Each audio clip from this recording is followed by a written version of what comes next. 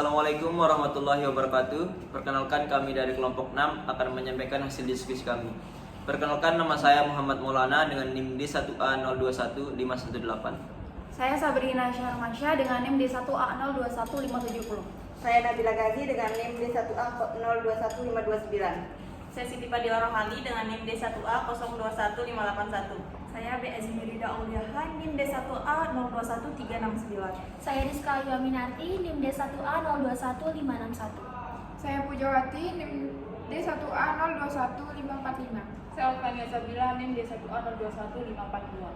Kami akan menyampaikan hasil diskusi kami mengenai pembinaan dan integrasi narapidana yang akan disampaikan oleh masing-masing anggota kelompok kami. Terima kasih.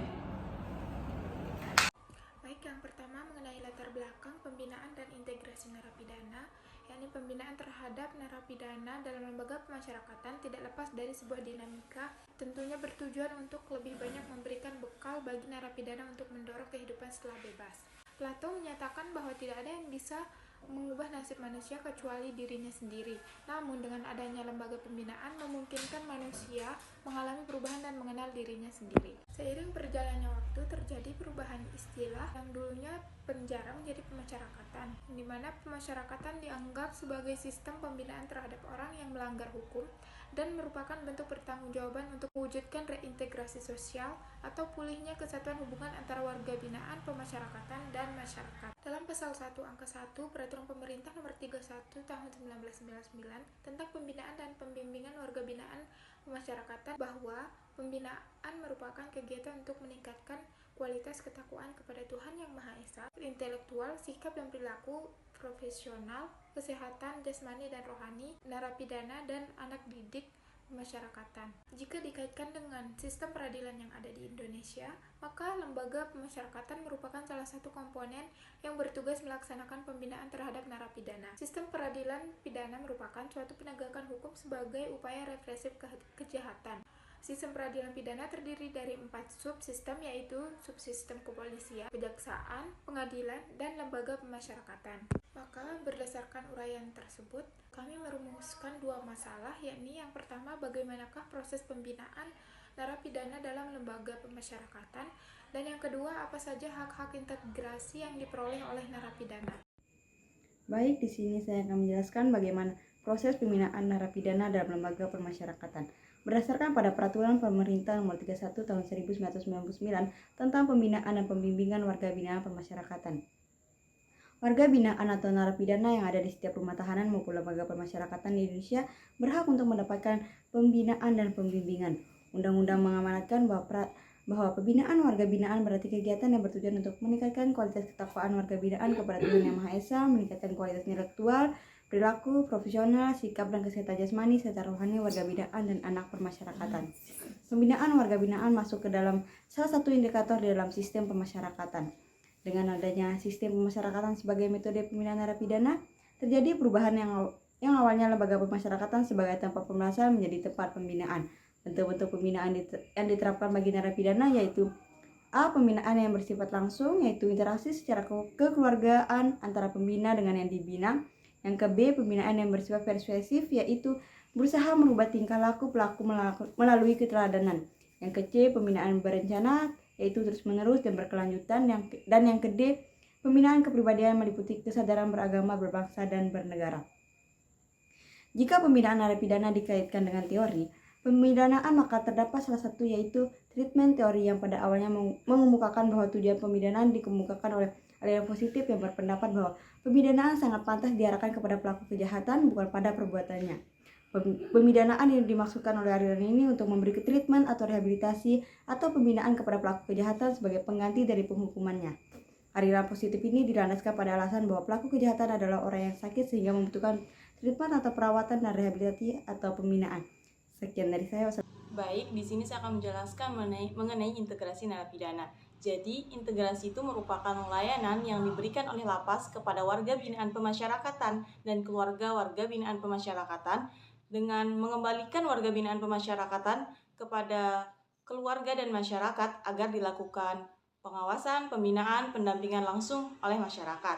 Adapun integrasi ini dilakukan melalui berbagai program pembinaan seperti satu ada asimilasi. Dalam hal ini narapidana diizinkan untuk menjalani sisa masa pidananya di luar lapas, baik di rumah keluarga maupun di tempat penampungan yang disediakan oleh pemerintah. Yang kedua ada pembebasan bersyarat. Dalam hal ini narapidana dibebaskan sebelum masa pidananya itu berakhir dengan syarat harus menjalani masa percobaan dan mematuhi aturan yang telah ditetapkan. Dan yang ketiga ada cuti menjelang bebas. Dalam hal ini narapidana diizinkan untuk keluar lapas selama beberapa hari sebelum menjelang masa bebasnya. Dan yang keempat ada cuti bersyarat. Narapidana diizinkan untuk keluar lapas selama beberapa hari untuk keperluan tertentu seperti menghadiri pernikahan keluarga atau menjenguk keluarga yang sedang sakit. Integrasi narapidana ini memiliki beberapa tujuan. Di antaranya itu yang pertama yaitu mempersiapkan narapidana untuk kembali ke masyarakat melalui program pembinaan. Narapidana ini diharapkan nantinya dapat mengembangkan keterampilan dan pengetahuan yang dibutuhkan untuk hidup di masyarakat. Yang kedua ada mencegah kambuhnya tindak pidana. Integrasi narapidana diharapkan dapat membantu narapidana untuk kembali menjadi warga yang taat hukum dan produktif. Dan yang terakhir yaitu memanusiakan narapidana. Integrasi ini merupakan bentuk penghargaan terhadap narapidana untuk hak asasi manusianya. Cukup sekian yang bisa saya sampaikan, materi selanjutnya akan dilanjutkan oleh teman kelompok saya. Baik, saya akan menjelaskan mengenai kedudukan, kebijakan asimilasi, dan hak integrasi bagi narapidana dalam hukum penitensier. Hukum penitensier secara harfiah memiliki pengertian sebagai suatu himpunan dari norma-norma yang bertujuan untuk mengatur permasalahan sanksi pidana dan pemidanaan. Pokok masalah yang menjadi bahasan dalam hukum penitensier adalah berkutat seputar pemidanaan, proses pemidanaan, dan terpidana. Hadirnya undang-undang pemasyarakatan pada dasarnya merupakan hukum pelaksanaan pidana atau yang dikenal dengan hukum penitensier. Hukum ini memberikan pengaturan mengenai pelaksanaan pidana atau penitensier yang merupakan bagian dari hukum positif Indonesia. Lalu, metode yang digunakan dalam proses pemasyarakatan melibatkan 4 tahap, yang mana merupakan keterpaduan proses, yaitu yang pertama ada tahap orientasi atau pengenalan. Bagi warga binaan pemasyarakatan yang masuk di lapas terlebih dahulu ditelaah untuk mengetahui segala sesuatu perihal diri narapidana tersebut, faktor-faktor atau motif ia melakukan pelanggaran kejahatan, di mana alamatnya, seperti apa keadaan ekonominya, sampai pada aspek pendidikan yang dinyam olehnya dan lain sebagainya. Lalu tahap yang kedua yaitu tahap asimilasi. Tahap asimilasi dalam arti sempit. Dalam tahap asimilasi ini, bagi narapidana telah melakukan pembinaan berjalan kurang dari 1/3 dari lama pidananya. Pada fase ini diselenggarakan dengan menempatkan narapidana dalam lapas terbuka, guna para narapidana dapat bergerak secara bebas dengan standar keamanan yang minimal. Lalu yang ketiga, ada tahap asimilasi dalam arti luas. Pada fase ini, dimulai ketika warga binaan pemasyarakatan telah menjalani kurang dari setengah periode pidananya. Setelah itu, proses pelatih diperluas untuk mulai mengasimilasi narapidana ke dalam kehidupan masyarakat luar, seperti berpartisipasi di sekolah-sekolah, melaksanakan pekerjaan di lembaga-lembaga, baik lembaga publik maupun privat, dibebaskan untuk melaksanakan kegiatan ibadah, dan berolahraga dengan komunitas dan lain sebagainya. Lalu yang keempat, ada tahap integrasi dengan lingkungan masyarakat. Pada fase ini merupakan fase akhir dari proses dilaksanakannya pembinaan yang dikenal sebagai integrasi. Jika proses ini dari mulai pengamatan hingga integrasi dapat berjalan dengan lancar dan baik, dan masa penahanan yang efektif adalah 2/3 atau setidaknya 9 bulan. Maka warga binaan pemasyarakatan bisa mendapatkan pembelaan bersyarat atau cuti bersyarat. Pada tahap ini, proses pembinaan dilaksanakan dalam bentuk komunitas yang lebih besar, sementara pengawasan semakin lama, semakin berkurang sehingga para tahanan akhirnya bisa tinggal bersama masyarakat. Dengan demikian, jelas bahwa asimilasi dan integrasi dalam pelaksanaan pemidanaan atau hukum penitensier merupakan tahap proses pemasyarakatan. Selanjutnya adalah pembebasan narapidana melalui asimilasi dan integrasi dalam perspektif asas salus populi suprema lex esto, yang artinya keselamatan rakyat adalah hukum tertinggi. Dan kebijakan pemerintah yang dikeluarkan harus didasarkan pada kepentingan rakyat dan keselamatan rakyat. Pembebasan yang terjadi di masa pandemi COVID-19 telah menimbulkan kontroversi dengan beberapa orang berasumsi bahwa kebijakan ini tidak akan menuntaskan masalah, akan tetapi hanya menambah masalah baru. Namun, Kemenkumham sedang dalam pembenahan terhadap persoalan kelebihan kapasitas lapas-lapas di Indonesia yang dilakukan demi mencegah penyebaran COVID-19. Meski lapas dalam keadaan tertutup, virus COVID-19 dapat masuk melalui berbagai akses, seperti pegawai lapas dan rutan yang pulang ke rumah dan kemudian menjadi perantara penularan pada narapidana yang lain. Melakukan social distancing di dalam lapas sulit dilakukan dengan kondisi kepadatan yang berlebihan, sehingga jika terdapat satu orang yang dinyatakan positif COVID-19 berpotensi menularkan ke seluruh narapidana yang lain. Kebijakan pengeluaran tersebut diatur secara rinci dengan berbagai persyaratan yang harus dipenuhi dan tidak melanggar aturan hukum yang lain.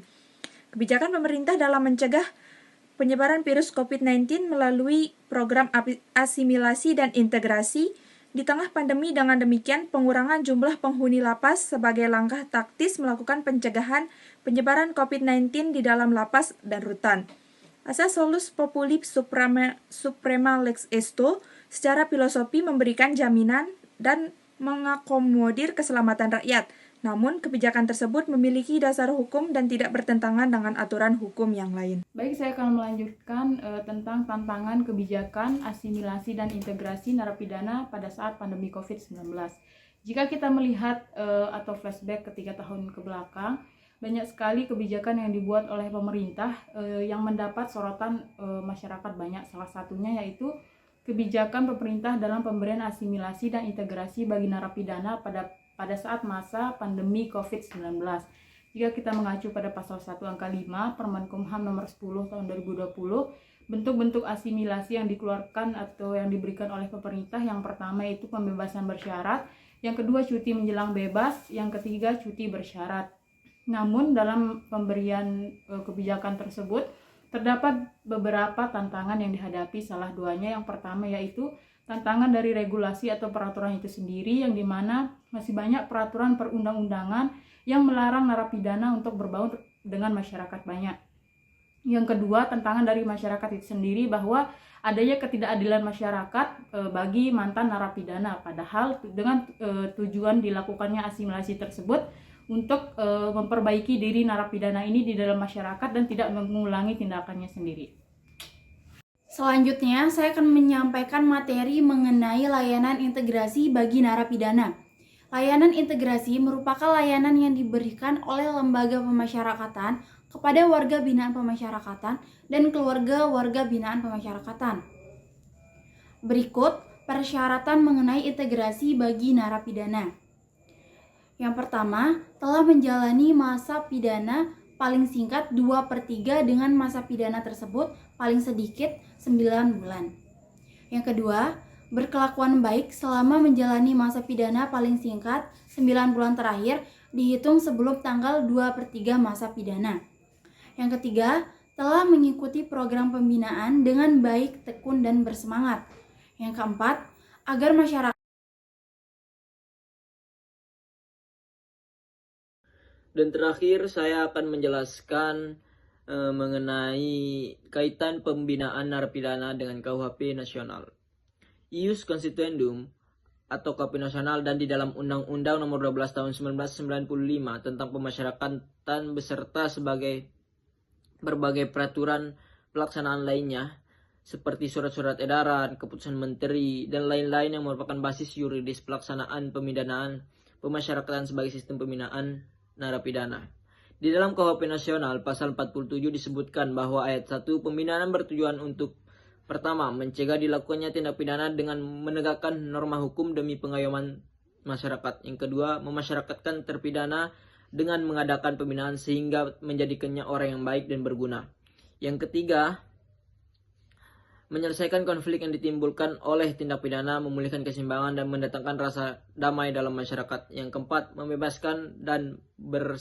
membebaskan rasa bersalah pada terpidana. Beberapa tujuan pembinaan seperti yang termaktub dalam ketentuan pasal 47 KUHP nasional secara konseptual sesungguhnya telah mencerminkan adanya muatan-muatan target pemidanaan yang berorientasi kemanfaatan bagi korban kejahatan yang bersifat individual, korban langsung atau yang bersifat sosial atau masyarakat, atau korban tidak langsung maupun bagi terpidana itu sendiri. Asumsi dan konklusi demikian secara eksplisit juga dinyatakan dalam penjelasan pasal 47 KUHP Nasional sendiri, yang antara lain ditegaskan bahwa dalam tujuan pertama jelas tersimpul pandangan tentang urgensi perlindungan masyarakat utilitas sosial. Tujuan kedua mengandung maksud bukan saja untuk merehabilitasi tetapi juga meresosialisasi terpidana dan mengintegrasikan ke dalam masyarakat utilitas bagi terpidana. Sedangkan tujuan ketiga adalah dimaksudkan untuk mengembalikan keseimbangan kehidupan sosial yang telah terguncang oleh karena kejahatan terpidana. Jadi, dalam tujuan ketiga ini tercermin aspek utilitas bagi masyarakat luas yang pencapalannya antara lain dengan membalas kejahatan terpidana melalui pemidanaan. Sehingga diharapkan dengan pemidanaan tersebut korban langsung dari kejahatan secara relatif dapat terpuaskan perasaan dalam dendamnya utilitas individual. Adapun tujuan keempat, hakikatnya merupakan tujuan yang lebih bersifat spiritual, di mana terbalasnya rasa bersalah pada diri terpidana baru dapat dicapai apabila ia telah sampai pada sikap tobat yang sesungguhnya. Tumbuhnya sikap tobat terpidana tentu harus diupayakan antara lain melalui bimbingan dan pembinaan yang terarah, bukan melalui penyiksaan-penyiksaan utilitas bagi terpidana. Di samping itu, terbebasnya rasa bersalah tersebut juga dapat dicapai melalui adanya pemberian MIT oleh korban kejahatan langsung individual kepada terpidana.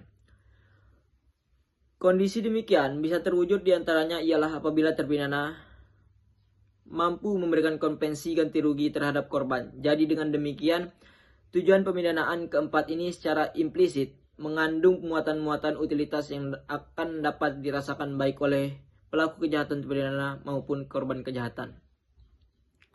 Kemudian ketentuan yang tercantum dalam pasal 117 ayat 2 tersebut harus diperhatikan oleh petugas pelaksana pidana penjara, karena pernyataan pasal bahwa pemidanaan tidak boleh berakibat sampai menderitakan dan merendahkan martabat kemanusiaan terpidana, mengandung makna atau pesan impresif agar pelaksanaan pidana tetap harus memperhatikan dan menghormati hak asasi terpidana. Mungkin itu kaitan pembinaan narapidana dengan KUHP nasional. Sekian, wassalamualaikum. Baik, berdasarkan pemaparan materi yang disampaikan oleh teman-teman saya, maka di sini kami memperoleh kesimpulan bahwa proses maupun bentuk pembinaan yang diterapkan bagi narapidana yaitu yang pertama, pembinaan yang bersifat langsung, yakni interaksi secara kekeluargaan antara pembina dengan yang dibina. Kedua, pembinaan yang bersifat persuasif, yaitu berusaha merubah tingkah laku melalui keteladanan. Yang ketiga, pembinaan berencana, yakni terus-menerus dan berkelanjutan. Keempat, pembinaan kepribadian yang meliputi kesadaran beragama, berbangsa, dan bernegara. Setelah itu, setelah tahap pembinaan telah berjalan selama 9 bulan atau sekurang-kurangnya 2/3 masa pidana, maka narapidana masuk kepada tahap akhir pembinaan. Pembinaan tahap akhir berupa kegiatan perencanaan dan pelaksanaan program integrasi, yang dimana narapidana yang memenuhi syarat diberikan cuti menjelang masa bebas atau pembebasan bersyarat yang dilakukan di luar lembaga pemasyarakatan oleh Balai Pemasyarakatan dengan pembimbingan klien pemasyarakatan. Kemudian integrasi atau hak-hak yang diperoleh oleh narapidana selama masa pembinaan yaitu yang pertama asimilasi, yakni narapidana diizinkan untuk menjalani sisa masa pidananya di luar lapas, baik di rumah keluarga atau di tempat penampungan yang disediakan pemerintah. Kedua, pembebasan bersyarat. Narapidana dibebaskan sebelum masa pidananya berakhir dengan syarat harus menjalani masa percobaan dan mematuhi aturan yang telah ditetapkan. Yang ketiga, cuti menjelang bebas. Narapidana diizinkan untuk keluar lapas selama beberapa hari menjelang bebas. Yang keempat, yakni cuti bersyarat. Narapidana diizinkan untuk keluar lapas selama beberapa hari untuk keperluan tertentu, seperti menghadiri pernikahan keluarga atau menjenguk keluarga yang sakit. Mungkin itu yang bisa kami sampaikan. Semoga bermanfaat bagi kami dan teman-teman yang menonton. Lebih kurangnya kami mohon maaf. Wassalamualaikum warahmatullahi wabarakatuh.